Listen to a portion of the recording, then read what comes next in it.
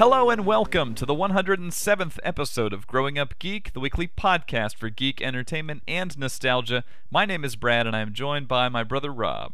Brad, go get me one of them iPads. How you doing, man? I'm doing fine. It's good. We're recording this because John Lennon commands it. Did you or see Bob that? Dylan. Or Bob Dylan. Is that the other one? I think so. I don't know exactly what you're talking about, but if it's anything to do with the Apple event, then maybe. No, it's the OLPC commercial that features a CG-mouthed John Lennon telling you to buy a child a laptop. You can buy a child a laptop and imagine. And then they cut to the logo, and I thought, dang, Yoko allowed that? And she was worried about Rock Band? It's bad. I twittered that it's no better than the JFK mouth from 1994. It's sub that. Lennon, he appeared in Forrest Gump doing that. No religion? Oh God, it's the same clip. I didn't even make the connection. Yeah, it's his interview where he was like, imagine, when you have to bring in a guy who's not John Lennon to record, you should just feel bad. Like if you're that guy and you're like, I'm gonna now voice John Lennon saying something. Hi, this is Jesus, and I'd like you to buy this laptop. Well, yeah, in Fahrenheit 451, they talk about Jesus endorsing toothpaste. Oh, man, they do? Yeah, we're really not too far off. Yeah. Okay, so anyway, this exists, and we're recording this on our laptops. That's the only connection I can think of. I mean, those things look ridiculously cool, but I was talking with my friends. I was like, with Haiti and everything, it's like, yeah, shouldn't we cover like food and clothes first before we're like, and now some of the indulgences of our society? But it probably has the unfortunate problem of being done before the Haiti thing happened, and then they just had to run it, Oh yeah. Anyway, you've been doing well then, you say. Yes. What you been up to this week? The main thing is I've been drinking a lot of dark cider. Wow. No, actually, I've been playing a lot of Dark Ciders. Yeah. yeah. And it's I rented it, and a good sign of a game is whenever you rent it and you don't quite want to return it. Yes, I actually consider that my ultimate test. Well, this game in that case passes this test. First of all, it's one of the first games I've rented in a while. But I decided to, I was there to rent Glengarry Glen Ross from Blockbuster. Oh, yeah. You don't own that? Exactly. No, Sorry. I don't own it. And so I was there, and I saw, like, Darksiders was there, and it was in stock, and, like, that's rare usually, so I was like, I'm going to try it out, because I'd heard good things. I like Joe Madureira.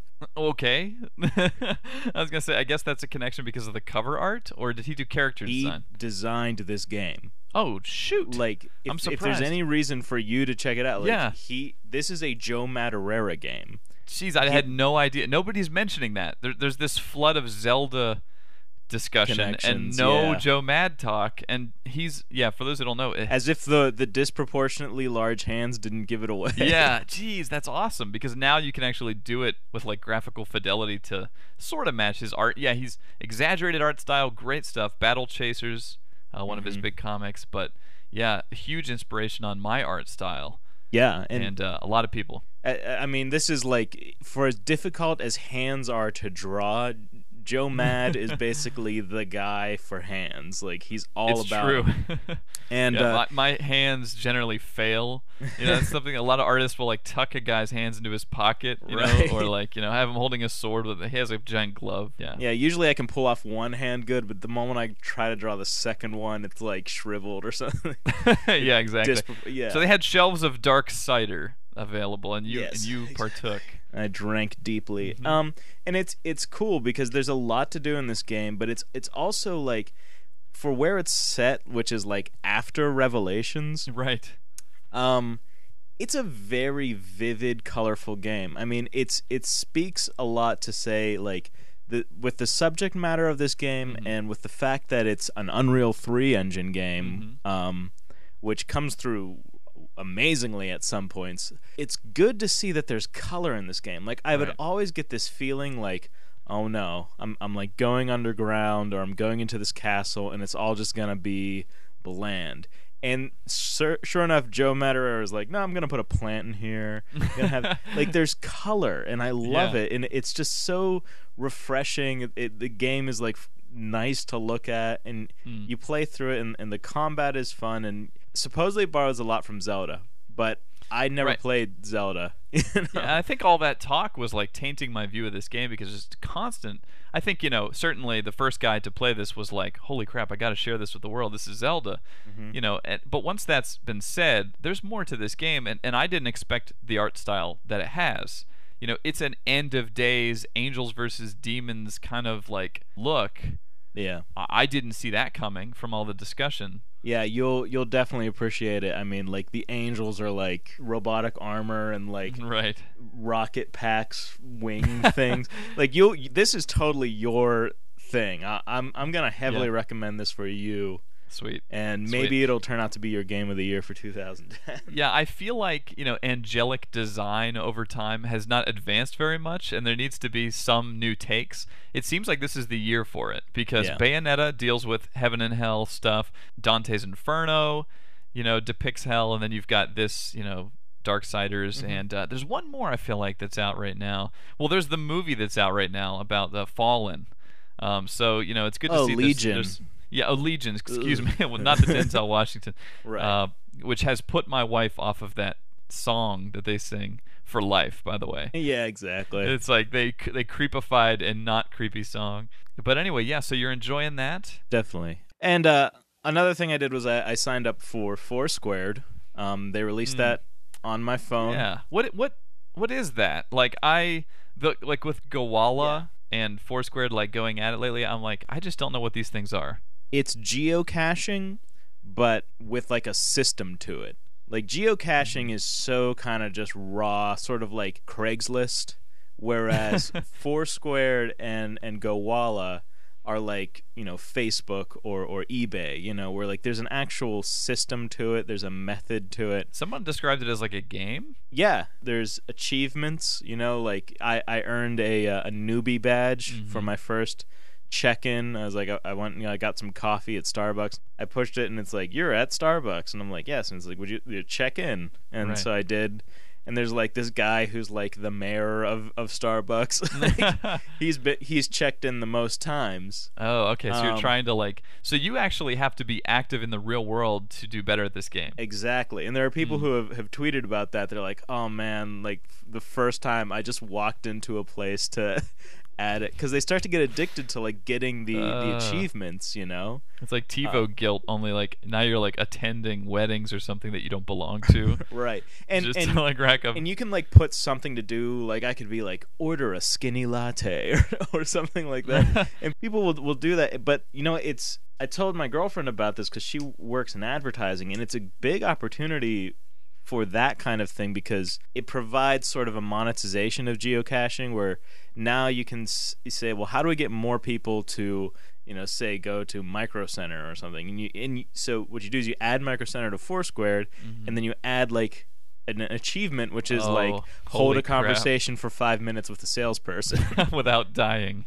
Exactly. Yeah. Go to the Apple Store and try to make it out alive. I might add that in. I might go to the Apple Store and see if I can add in turn down 20 salespeople. Yeah, turn down 5 salespeople. Turn down 5. It's like extra points for like how many salespeople watch you turn down a salesperson, and then you turn down the next salesperson. Now, I'm gonna sound like the old man here, but are you concerned with like privacy? The fact that you're like posting where you're gonna be? They give you the option the moment you check in. There's an on-off switch that says off the grid ?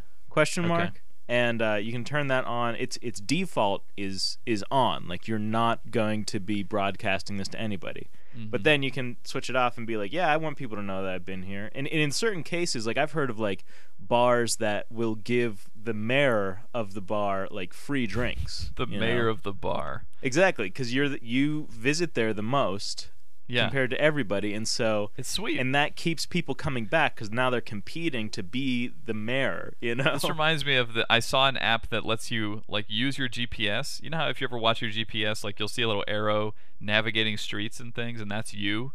Yeah. And it let you play like a Pac-Man style game where like every street had all those power-ups on it. And so you had to drive in reality down these streets to like collect these power-ups. And I was like, holy crap, some dude is just driving in order to get and these, like you know? looking at his phone, like, And looking at his phone and possibly like driving into traffic, you know? which is, they're tightening that up now in Philadelphia. Like, it's officially a $50 fine if you're caught on your phone. Oh geez, yeah. And It is so much worse than drunk driving. You know, MythBusters proved that, but like really in my own experience, like if I'm browsing, like looking down, yeah. like sadly I have to admit I got the email about the Rhapsody beta while I was driving.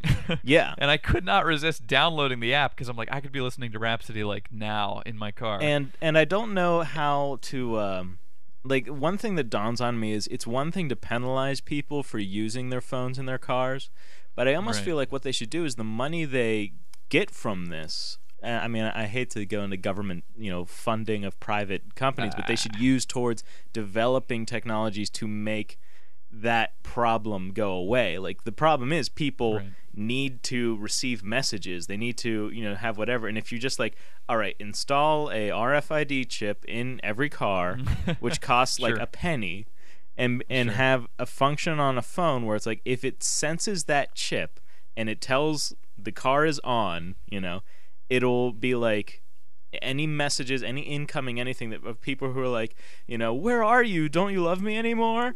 Will be like, I am driving my vehicle and avoiding a $50 fine. Interesting. Those are the know? texts that we always get, apparently, is don't you love me anymore? Well, yeah, but Yeah. people get nervous if you don't text them back. Right, exactly. Go Foursquare me, go check in, and I kind of want to check out GoWalla, but that's not on the Palm Pre yet. Yeah, exactly. The Ross Perot of smartphones. Yeah. Well, that's cool. I wanted to quickly say that I stopped watching Battlestar Galactica this week. No. And I know, and that's the thing that I've gotten that face. I've already admitted to a couple geek friends, and it's like, what? 2 discs in, I'm calling it quits. And that's sad because I was so excited to say, I'm starting this show that I never saw. But I gotta say, I'm just not that interested anymore. Mm-hmm. And I'm not going to go off into a whole rant about, here's all the problems. Although I do think, if I can say one, that the Baltar character, Gaius Baltar, being led around by this female Cylon in his head, that's not exactly helping me to love the show, because to me a good challenge of fighting the Cylons, would be, good versus evil and kind of the frustration that comes out of trying to do that. But if she's just going to call the shots inside of this dude's head, and I know you probably have no idea what I'm talking about, but that's really frustrating to me. And right now what's happening is the audience is shouting, just stick with it, it gets better. And that's the conversations I've been having. So I wanted to kind of take the opportunity to say, this is a thing I hear a lot in geek circles, is just stick with this, it'll get better. It happened with Dollhouse, it happened with, pretty famously with Dollhouse, because there was actual episodes listed like, keep watching till 6, or episode 9 is the one you want. Or even with comics, you'll hear, suffer through these first 2 trades, and then and then you'll be in the good. Being a person with a job and with limited, leisure time, Mm-hmm. I have to say that comes across as kind of difficult. And when people say that, just get through the first 2 seasons. Like I recently, tried The Wire, which is a show that I keep hearing is great, and I'm sure that it gets better, but I only could get through an episode or 2, and then I was like, if I'm not liking it, it's kind of a leap to say, suffer through it, it will eventually be good. Do you ever have this issue? Yeah, usually it's, fortunately with shows, it tends to go in that direction if it's survived to a point, like, I will tell people, suffer through, like, Lost Season 3, because they didn't know what they were trying to do. They were in negotiations, blah, blah, blah. Like, understand behind the scenes stuff is going on. So suffer through that. You'll be fine. That occasionally happens. But yeah, I have also had shows where they start amazing. They just like Heroes is a huge example. Oh, perfect example. Yeah. Season 1 of Heroes is like perfect. It's like, just watch that and stop. Yeah, Because, yeah, exactly. I have no problem saying you can go beginning to end with that and stop and feel good. right. You know what I mean? But it's whenever someone tells you, "Oh, dude, you got to start watching again," and it's like, this show hurt me.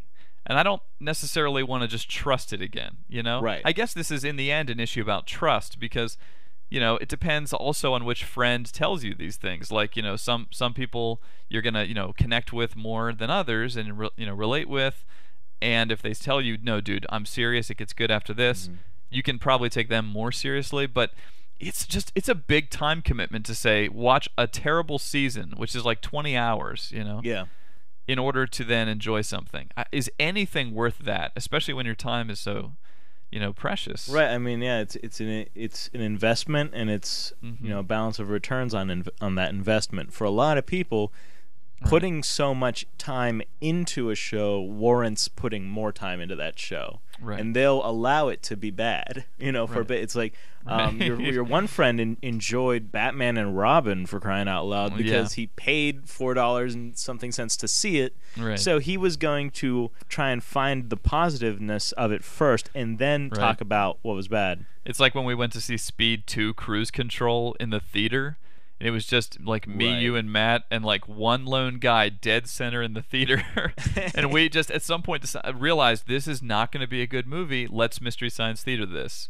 Like, that's all that we could do to still enjoy it. And the sad thing was the guy in the middle is like enjoying it more than anything in his life. He's for some reason. like he was applauding lines. Oh, yes, boy. he's like, finally a movie for me. Sort of like the guy. Remember when we saw? Sorry, diversion. We saw the Count of Monte Cristo trailer. Yeah. I just have to tell this story. There's this Count of Monte Cristo trailer, which, for those who haven't read the book, good book, not an amazing movie, but this trailer comes up, standard action trailer, and it ends and it does that Count of Monte Cristo, and this guy in the theater just yells, "Jesus!" It was like he had never seen a trailer before in his life. I'm sorry, I think this always we stuck with me. concluded that he had Tourette's, like, because he was doing it during the movie too, but just like everything was blowing his mind. Yeah, it may have been that he hadn't seen lights before, or motion, moving pictures. Right, because I was like, that is a standard trailer. Anyway, I'm sorry to the Battlestar fans. I'm just not enjoying it anymore, and there's almost nothing you can say to a person who's just not enjoying something, It's sad. I'm sure it gets better. And and I picture the younger, non-married, non-working, version of me sitting there and probably just watching this whole entire 4 seasons and just being like, yeah, man, put in another disc. And, suffering through bad episodes, whatever. Yeah, I mean, there's enough interest that now there's a spin-off prequel show, Caprica. Uh-huh. Yeah, but, unfortunately, 6 episodes in, I'm off the boat. Sorry. Had to say it. But yeah, go ahead. You wanted to mention something real quick about Conan. Right. Did you catch the last episode of Conan that aired? I did. It was one of the first ones I had watched, which is so sad. Yeah, unfortunately, that's probably part of the issue. But to me, the most impressive thing was Conan's speech, like his official goodbye speech, and kind of out of nowhere, he takes the moment to address a generation of cynics. Like, everybody loves to be cynical these days, and Conan O'Brien would almost seem like the forerunner in that kind of comedy, self-deprecating thing. But he really spoke out against it, and he was like, you know what? Nothing ever turns out exactly like you want it to. Right. And the sooner you can accept that, the sooner you can let wonderful things happen to you. And it struck me as like, here's a guy whose dreams have come true, and he would certainly like for that to happen for other people. And he was saying, I didn't get where I was by just being like, oh man, they're not going to give it to me. Oh, it's not going to happen. This sucks. That sucks.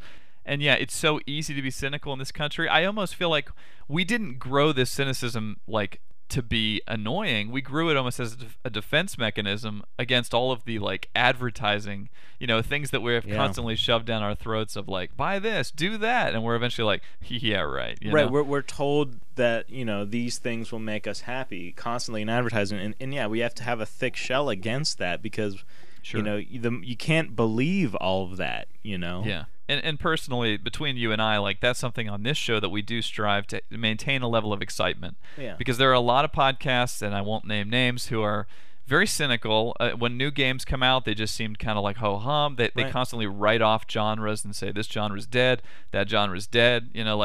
where's your love of gaming? Where's your love of movies? Where's your love of, all that stuff? Yeah, and I agree. So I thought it was really cool. It was cool. And then it was followed by this insanely long version of Freebird, led by Will Ferrell next to a random... That was a short version of Freebird, my friend. Excuse me. Yes, you would know.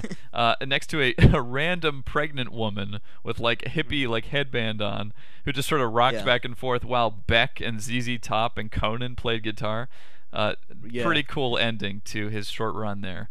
And, Conan did a solo. I liked it. Yeah, it was pretty cool. But speaking of all that geek excitement that we were talking about, yes, there is probably not something more exciting in the geek community lately than this Apple iPad. I mean, if you can measure excitement by the amount of talking about it beforehand, this is like off the charts in nerddom. endless photoshops. We've had an episode just speculating about it. Steve Jobs had said this is probably the most important announcement of his career. We're recording this on Wednesday. The thing was just announced today. But last night there started to be leaks and confirmations about different things. And, today at work, it was funny because there was all this cubicle talk. Like I could overhear people going, "Oh, there it is." Yeah. And like live blogging Gizmodo style, was pretty much the only way to get the information because they don't stream it anymore. No, at least I didn't think they did. I attempted to follow the Apple blog. I think that's literally what it's called. I think appleblog.net or something. But yeah, that unfortunately crashed the moment Steve Jobs got on stage. Just the capacity came to a point, and I was just sitting there for like 17 minutes. Like, he just got on stage. Shouldn't something be happening? So I click on over to Gizmodo, and it's just like, boom, and that sort of thing happens where you're like, oh, I gotta scroll down. I don't want to see like everything. Like, I like to watch the intensity build. Yeah, and unfortunately we can't check that out live anymore like we used to. It was such a tradition. Even at work, it was like somebody would play the audio out loud and we'd all just go, oh, weird.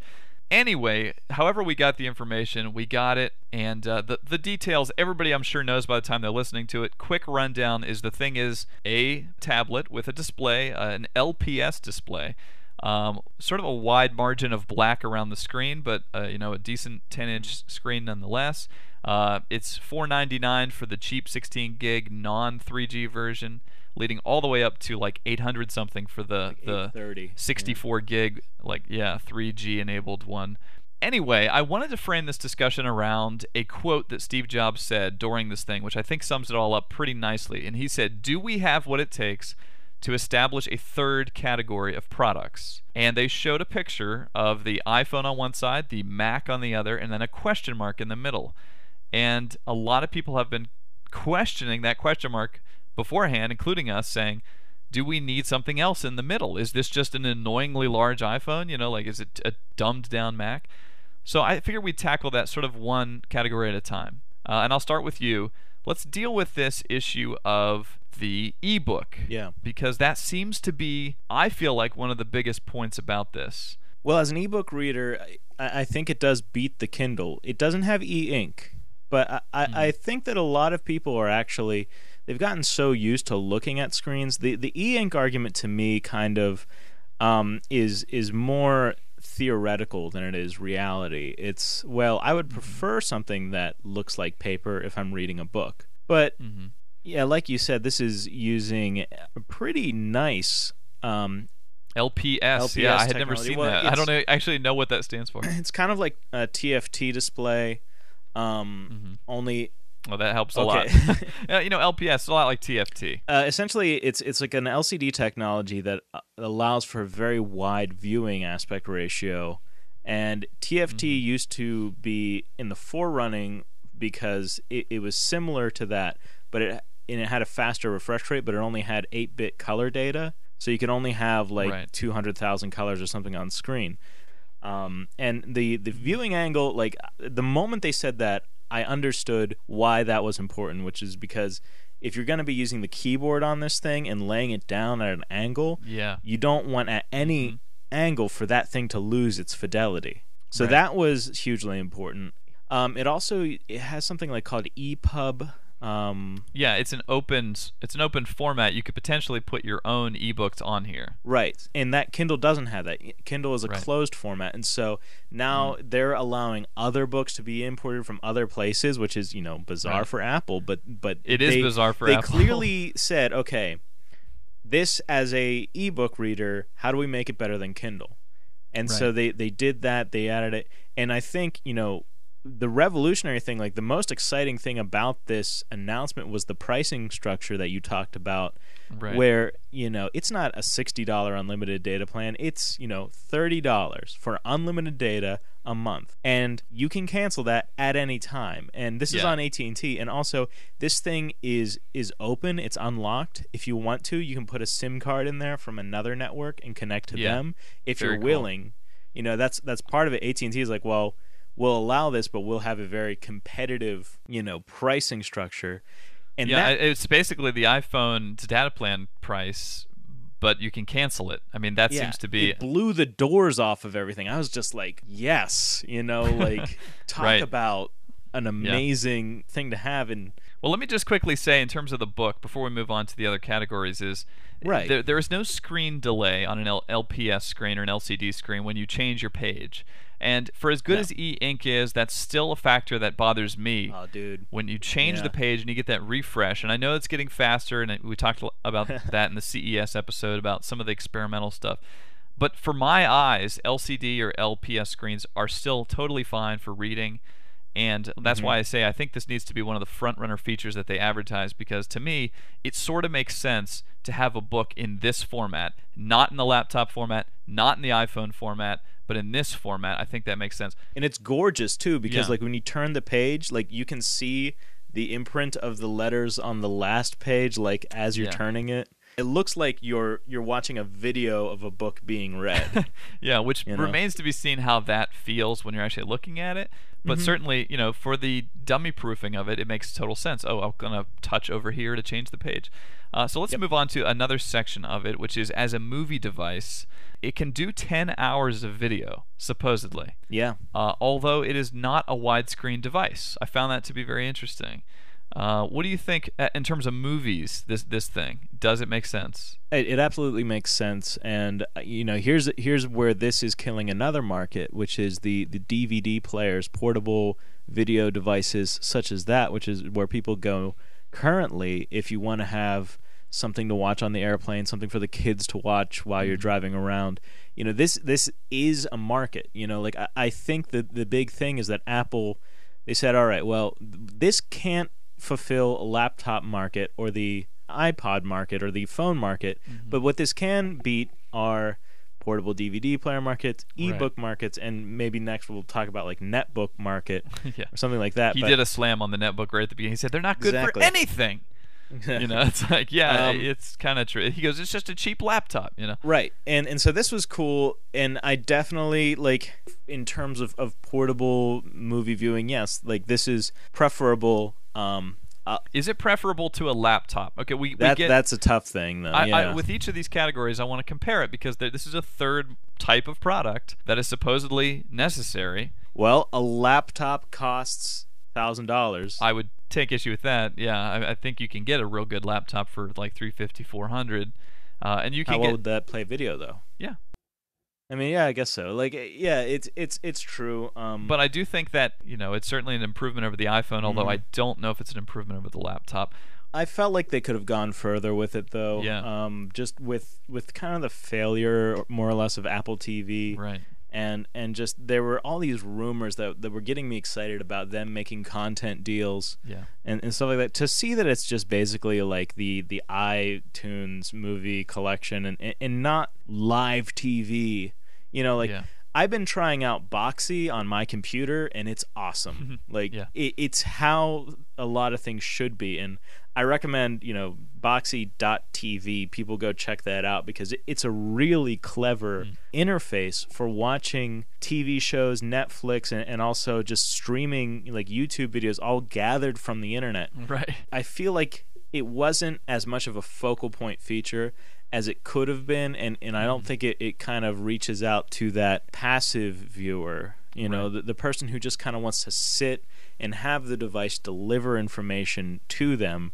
This is still like, I have to seek out something to watch and download it and pay a certain amount of money for it. And it's a very iTunes type of format, which to me, again, goes back to the whole closed Apple type system, which I really don't like. And even just recently taking songs off of my wife's iPod, it's a nightmare. You have to use Right. third-party software. Like, it's all fine as long as you're on that Apple device with that Apple software, but as soon as you try to go anywhere else, screw you. I mean, and I'm not saying that. I'm saying that's the feeling you get is like, nope, you shouldn't have taken this off an Apple, you know? Yep. So let's talk about games. The thing does game. Uh-huh. And in fact, one of the things that they announced, is that it does sort of up-res all the iPhone apps. So you can literally just do a sort of pixel doubling on an old iPhone game, and boom, it's on a huge screen. What did you think of this as a gaming device? It's cool, but I don't know how good it's going to be compared to the iPhone. Rotating the iPhone is kind of easy. It's lightweight, and this is, no matter how light it is, it's going to weigh more than the iPhone. Yeah, well, they showed a guy holding it like a steering wheel, and it's literally like the size of one. Right. So for a racing game, it seemed, oh, that's appropriate. Well, yeah. And they also pointed out, that because you have more range of what to touch and more fidelity with that, now you can have interesting things happen. They were doing the racing game. They're like, if you touch the rear view mirror, now you'll see what's behind you. If you touch the gear, now you can change gears by touching what's on the screen. You're now interacting with it. And you can do it to a much finer degree than what you could do with the iPhone. So that's cool. Yeah. A lot of these action type games feel really shoehorned in right now to me. Mm-hmm. Like they showed a first person shooter where you're like selecting things with your finger, like tracking around a group of enemies, like make a box and then it shoots them and stuff. And it all feels like the early iPhone stuff where it's like, let's put a D-pad on the screen. And that stuff is just terrible. And they're still doing that. Like they're refining that, but at least in this case, your thumb's not covering the entirety of the action. Playing Quake on the Palm Pre is still kind of weird because it's like, well, my thumbs are covering the screen. Like I'm controlling it by obstructing it. Yeah, I don't know if it's any better than the iPhone as a gaming device yet. And honestly, like the wide margins, it seemed like it would hinder your thumbs. Being like holding it like a game controller feels wrong. Yeah. Because your thumbs are gonna have to cross over this large margin before they even hit the screen. The bezel on the side of the screen has gotten a lot of flack so far from the internet. A lot of people are like, that doesn't even seem like an Apple thing. Like you want it to be crisp and like coming to the end, but obviously the big argument is if you're holding this thing with one hand, you need a place for your thumb to go. True. That you're not inputting data touching with the screen. Yeah, that's totally true, and I'm sure they tested that. I will say real quickly that just like the iPhone, I think new forms of gaming will have to be experimented with. New apps will have to be done, and an adventure type game I think would be appropriate for a large touchscreen device. Yeah. Where you can just kind of touch your way around a room, point and combine click objects, drag things into other things. Yeah.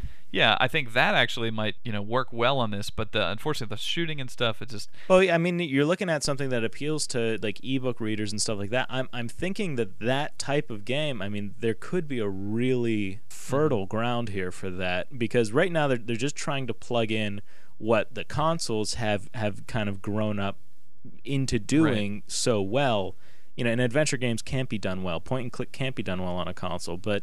Let's look at this thing now. Now we have this new interface with, all these kind of fun things you can do. And like, heck yes, you can make an enticing adventure game on one of these things. Yeah.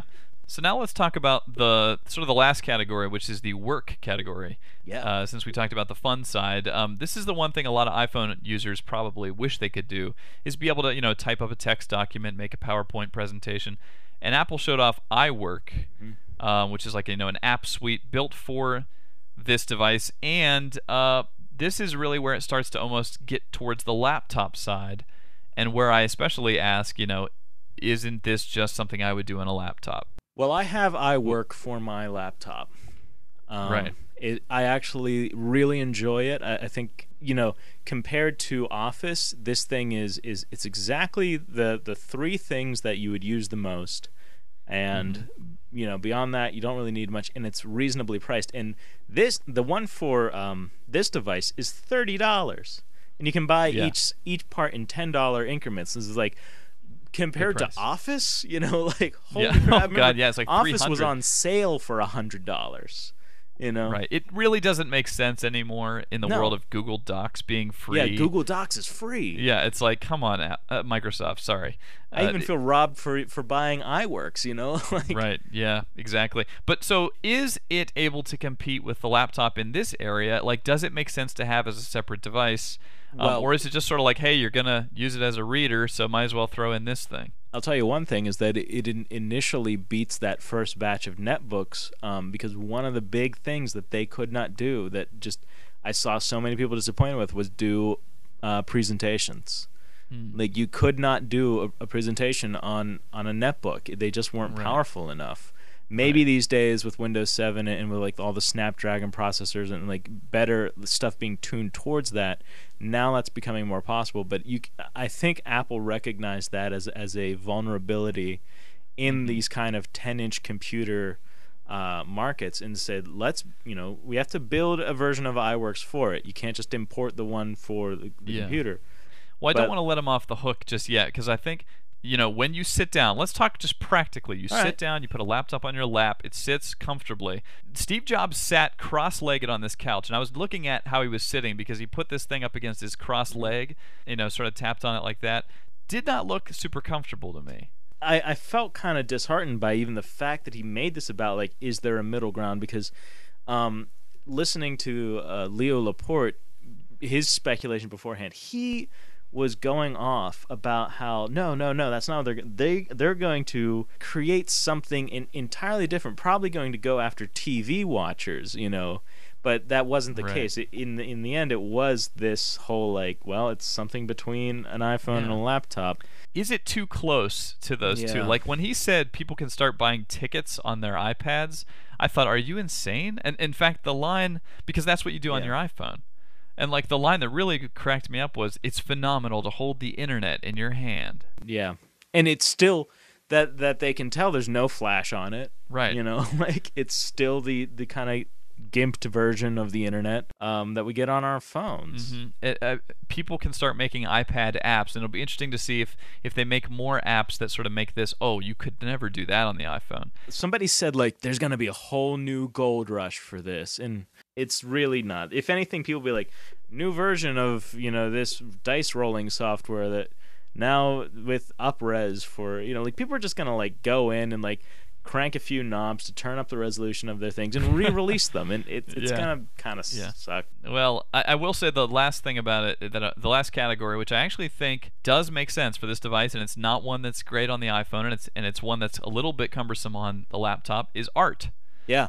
They showed a painting program, and that is exactly the kind of thing that I think this device would set itself apart in doing, is touching the screen, painting on the screen, and then sort of saving your work, and not have to deal with the screen being at the wrong angle for drawing. It's a perfect angle for drawing.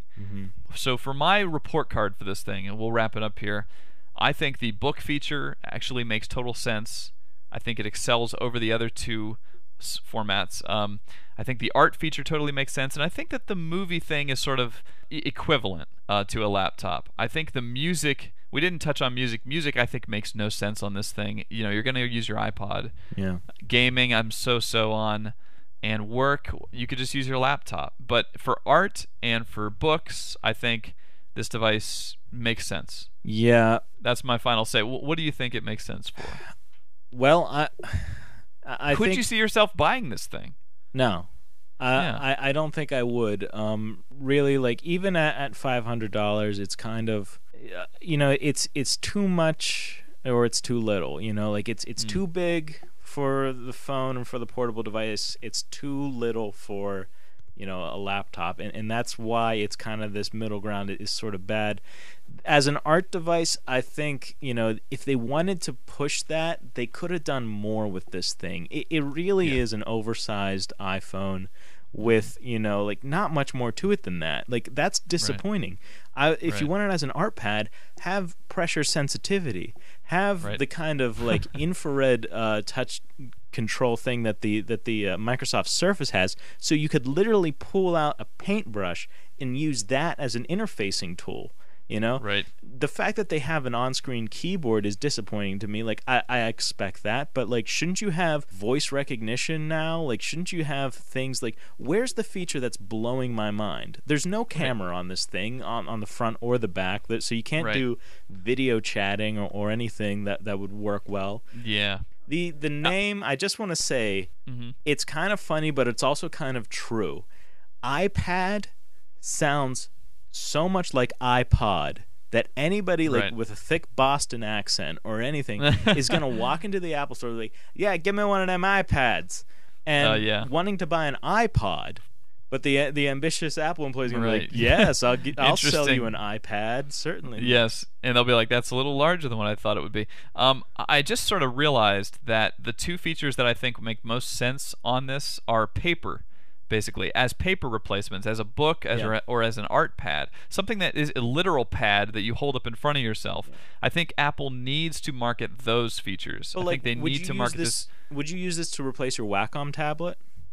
Yes, if they had better software. If they had Photoshop for this, because Photoshop CS4 actually has built-in flicking. Like they actually anticipate that you'll like flick around your image. Right, but what about there's no pressure sensitivity on this thing, so like you're not going to be able to push the pen harder to get. Well, that could be if they had some sort of an attachment like a stylus that would actually work on the screen. Yeah. I know a lot of professionals actually do use LCD screens that they write on, for cartoon animation, whatever. So again, I think when it comes to an actual pad replacement, I think it makes sense. But for something that's a screen that sits in front of your face, like movies, like games, or other things that you would type heavily, I don't know if it makes sense. That's my sort of final thought right now. Right. So we'll see how they advertise it. We'll see what it's like when it comes out. We can always pop down to the Apple Store and fight off the masses. But you know what that leads to. Better scores than my Foursquare. Absolutely. And before we close out our show, we always like to get nostalgic, reminisce about growing up geek. And this week, let's bust out that Batman video. Oh, man. Because, hey, it's embarrassing, but I think, I was just telling some friends about it the other day. And yeah, we made a lot of movies when we were kids. And most of them are very embarrassing. This video is currently sitting somewhere in a pile at Mom's house with a sticker on it that says, "Do not erase," in big bold letters, because it's like evidence or something. And yeah, we were obsessed with Batman, and we made a Batman movie. It was not good in a lot of ways. Do you care to expel on something? We'll just go back and forth. The fiction was a little wobbly, yeah. It was a little wobbly. Dad is in there. Friends are in there. Matt is in. Anyway. What's amazing about this is, I think we were very ambitious, just like as filmmakers. I don't think we have that same feeling of just like, all right, well, we have a camera, so let's just go out and make it, That's what it was. We had just gotten this giant, like, $2,000 VHS camera. Yeah. It's like top of the line at the time. It had effects. Right. But unfortunately, it didn't have editing, because almost every shot begins with me looking towards the camera, going like, all right, record, and then the action begins. Yeah, and we could like edit this thing down and make it awesome if we ever get it again. But we'll talk about Batman's wake-up scene. Let's just discuss something that wouldn't happen. Batman wakes up in his bed wearing his mask, played by me. Right. Yes, played by you, and you're wearing the suit, right? Yeah, I'm wearing the suit to sleep, including the cape. Yeah, just proving that you're Batman. Right, exactly. Although, does Batman have a Batman coin bank in his room? Clearly he does. It's the Batman. I didn't think so. Well, he's rich. He's Bruce Wayne. He has to have some sort of bank. Right. In this version, Batman actually has Batman paraphernalia around him. And he wakes up under his fur blanket. Seems like an odd choice. Tennis shoes on, in bed. Stranger part, glasses on underneath his Batman mask.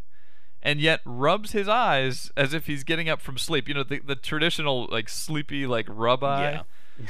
Rub the sleepies out of my glasses. Yeah. The crumbs that broke off in my eyes and now smudging my lenses. Yeah, exactly. I'm just rubbing glass with my hands. Really weird. I had a garment bag, a black leather garment bag as a cape, and then this sort of cardboard like makeshift, mask that was taped to my face. It didn't look too bad. Matt played the Joker. He did. And I remember, like, I think I was cast as the doctor who did the plastic surgery on him and messed up. And what was great was that, Matt, he becomes the Joker. You knock him off the shed. Into a vat of toothpaste, a mixture of toothpaste and like Listerine that had been mixed up but was zoomed in on so close that Forced you unfortunately you just saw this like blurry goo. That was the acid. Yeah, and then he was in there. Right. Listerine. He fell into some Listerine. I wrapped his face in toilet paper. Yeah. The great thing was like we unwrap it and we're reenacting the scene from the movie. The mirror. But the great thing is like he doesn't look different at all. No. Like maybe his clothing style changes. He was just smiling, and he was also he decided to wear a woman's hat. Because the only purple hat that we had was like mom's hat, so it was like clearly like feminine in style, with like a flower on the side of it, Yeah. And his voice hadn't changed yet, so you get this kind of Yeah. Exactly, and it was great. And we had other friends who wanted to participate, but unfortunately, we didn't have a Robin suit or anything. No. So we just had a random ninja come along and assist Batman. My friend Luke was the ninja. Yeah, we even said that in the end credits. We're like, as the ninja. Yeah, our end credits are literally like me talking and saying, okay, and as this person was this, then they take a bow, and as this guy was this. It's odd. The best was, and in the end, whenever you lock up Matt and his friend in jail, they screwed up a line. They were like, when are we gonna get out? It's like, hold on. The line is supposed to be, when are we gonna get out of here? And then something, are we ever gonna get out of here is the question. Right. That we had written good dialogue for this Great scene. dialogue. That's turn of phrase just. Yeah. But the guy actually says, why are we gonna get out of here? Why are we gonna get out of here is the question. Which is weird for the Joker's henchman to say. Yeah, but I don't. He liked jail. I don't know. This is great. Why would we want to leave? Yeah, but it's just, from the shed fight to the toothpaste to the ninja who literally kicks a gun out of Matt's hand. As the Joker, Matt was holding a Tiger handheld electronic tank gun simulator game. That thing was awesome. Yeah, which is totally awesome. If you ever saw this thing, it sits on a stand, it shoots, but you're looking at a tiny LCD screen of tanks exploding. Yeah. Anyway, he was holding that massive toy, and my friend Luke kicked it out of his hand. Not so fast, Joker! And then he's clearly got Raphael nunchucks, or excuse me, whoa, big mistake, Raphael size in his hand. Yeah. Good memories. Get that right. Yeah. So yeah, and I don't know if this will ever make the light of day. If anybody's ever gonna see this again, but it really was fun childhood memories. We did the same thing with Back to the Future. The fade effect was a popular thing for us to use to make things disappear and appear, and the line, oh my God, it's our other selves. Whoa. There's some dialogue for you. Yeah, and there's a lot of us in underwear, very borderline, not videos people should have on their hard drives. Illicit material. Exactly. We should never have this video just in case someone assumes that it's not Who's me. this woman? That's me as a child. Yeah. Who's this emaciated woman with long hair in their underwear? Yeah. Oh, God. Some sort of Batman fetish. Exactly. So anyway, that is our show for this week. Thank you for listening. If you would like to participate in the show, you may do so by sending us an email at mail@growing-up-geek.com. And you can always follow us throughout the week on Twitter at twitter.com/GUGBrad or GUGRob, as you probably guessed. That is going to do it. Once again, my name is Brad. I am Rob. And we will catch you next week.